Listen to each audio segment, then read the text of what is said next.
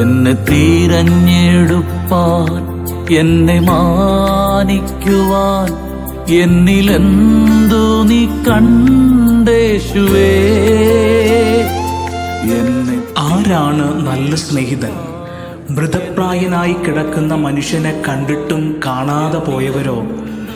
തൻ്റെ തിരക്കേറിയ നിമിഷങ്ങൾക്കിടയിലും അർത്ഥപ്രാണനായി കിടക്കുന്ന മനുഷ്യനു വേണ്ടി തൻ്റെ വിലയേറിയ സമയം ചിലവഴിച്ചവനും?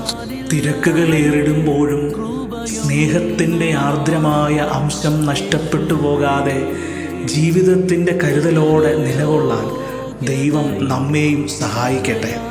യോഹന്നാൻ എഴുതിയ സുവിശേഷം 15-ാം അധ്യായം 13-ാമത്തെ വാക്യം. യേശു പറഞ്ഞു, സ്നേഹിതന്മാർക്കു വേണ്ടി ജീവനെ കൊടുക്കുന്നതിലും അധികമുള്ള സ്നേഹം ആർക്കുമില്ല.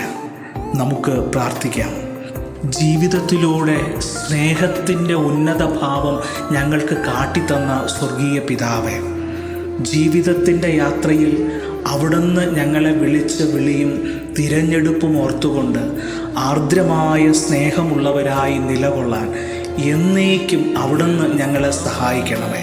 അവിടുത്തെ കരുതലും നന്മയും അനുഭവിച്ച് സ്നേഹത്തിൻ്റെ ചാലകങ്ങളായി തീരാൻ ഞങ്ങൾക്ക് കൃപ ഒരുക്കണമെന്ന് വിനയമായി ഞങ്ങൾ അങ്ങയോട് അപേക്ഷിക്കുന്നു. ആമേൻ.